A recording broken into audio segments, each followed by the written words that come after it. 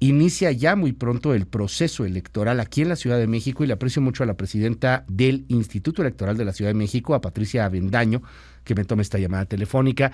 Patricia, gracias por la comunicación. Muy buenos días. ¿Cómo está?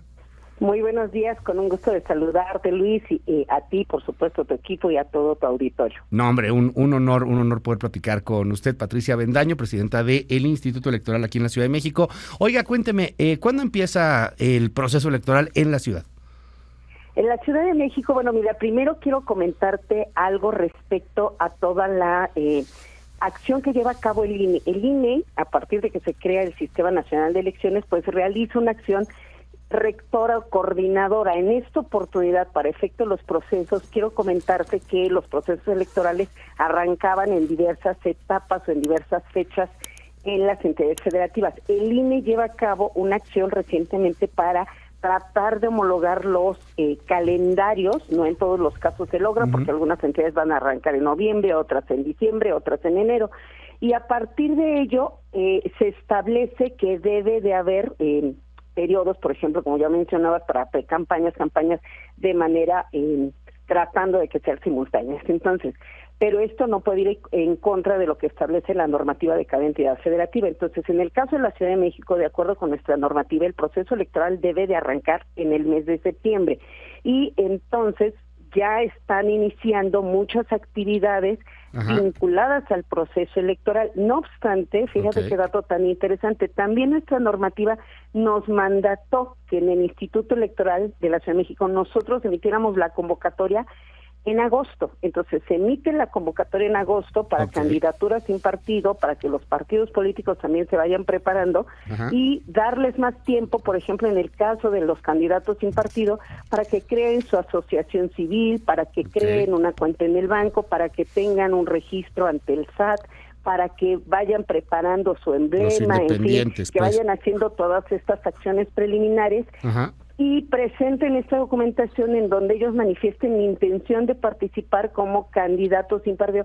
Más adelante vendrá la, recaudación de firmas de apoyo ciudadano, posteriormente el registro, y luego ya adquieren la calidad de candidatas y candidatos. Entonces, aunque se señala prácticamente que en todos los casos arranca, o en la mayor parte de los casos arranca en septiembre, es evidente que hay acciones preliminares que se llevaron a cabo ya desde tiempo pero antes. Digamos, y le aprecio mucho la profusidad y la aclaración y todo, pero ahora sí que para el ciudadano de a pie, que de por sí a los políticos no les caen muy bien, presidenta, ¿cuándo ya empezarían a ver todavía lo que ya hemos visto? Porque yo veo a Clara Brugada hasta en la sopa de pronto, y veo también por ahí algunos otros candidatos que ya empezaron a levantar la mano, ayer Monreal, por ejemplo, etcétera. ¿Cuándo se supone que estos candidatos tendrían que empezar a registrarse? ¿Cuándo empieza el calendario electoral aquí en la Ciudad de México? Sí, el calendario electoral arranca en septiembre, a partir de que, se inicien las actividades. En septiembre es el mes, el código marca que es en septiembre. Sin embargo, ¿no hay día? Ellos... O sea, no hay así 9 de septiembre. No hay un día, se establece que debe de ser en la primera semana del mes de septiembre. Sin embargo, ellos, por ejemplo, para efectos de renunciar, hay diversas temporalidades. Por ejemplo, para quienes aspiren a ser jefes de gobierno, que sean titulares de secretaría o subsecretaría de aquí del gobierno local o federal, se establece que deben de retirarse de esos cargos al menos 180 días antes de la jornada electoral. Así lo marca el código, 180 días.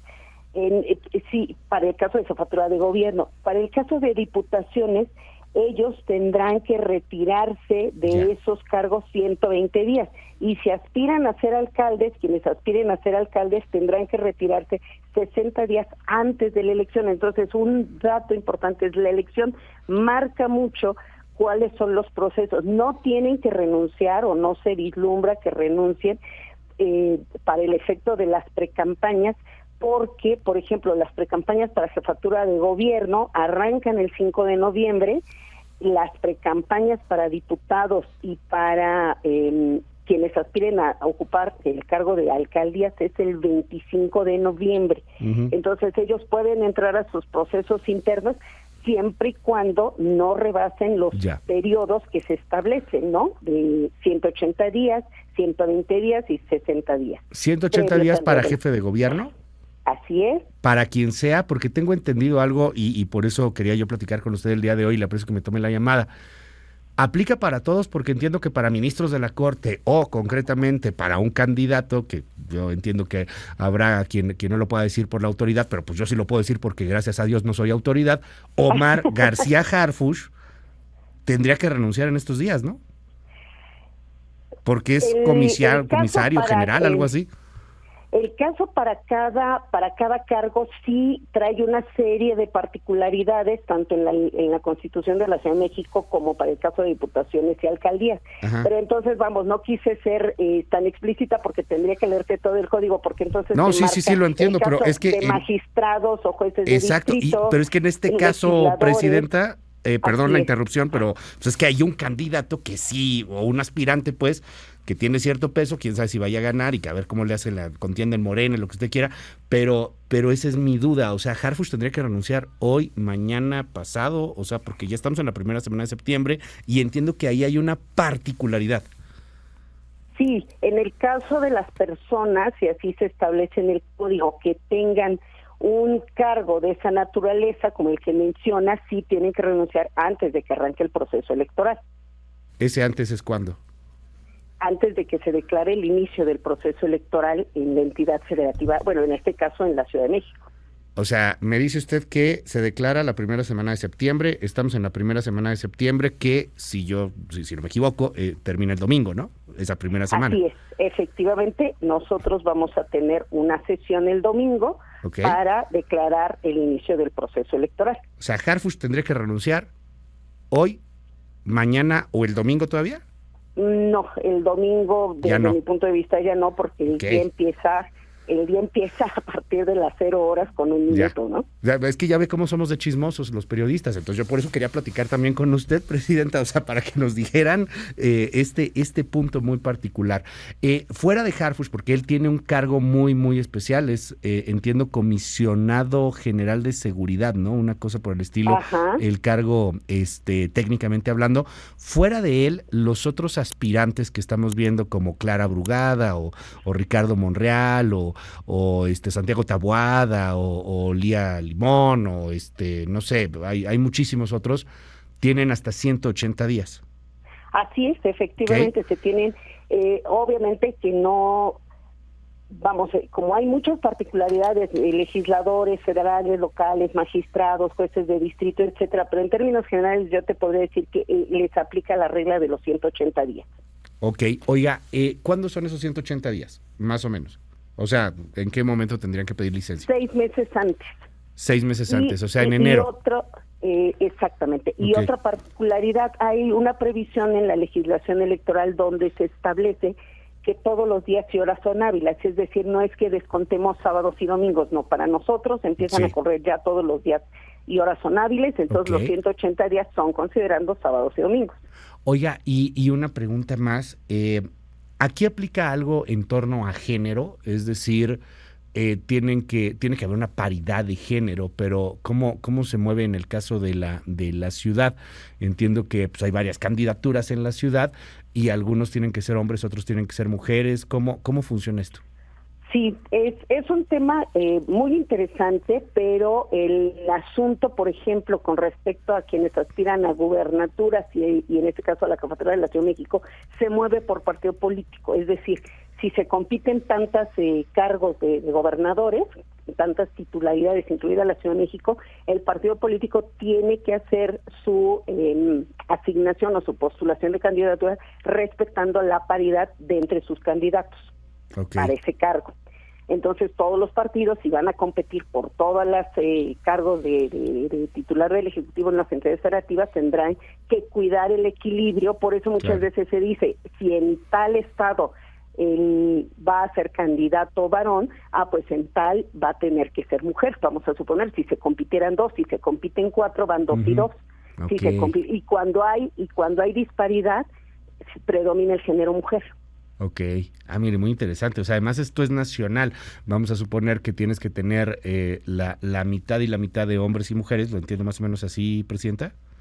Así es, por ejemplo, en el caso de las alcaldías de la Ciudad de México, pues tenemos 16, pues van 8 y 8. En el caso de las diputaciones, tenemos 33 de mayoría relativa, y entonces van a ser diputaciones, las 17 van a ser para mujeres, o sea, las postulaciones, y el resto van a ser para hombres. Y entonces en sus listas generales o en sus cuadros generales, los partidos políticos tendrán que cuidar pues este equilibrio, y para eso los institutos electorales estamos al pendiente, porque viene pues toda una serie de precisiones. Por ejemplo, hay otra cuestión bien interesante.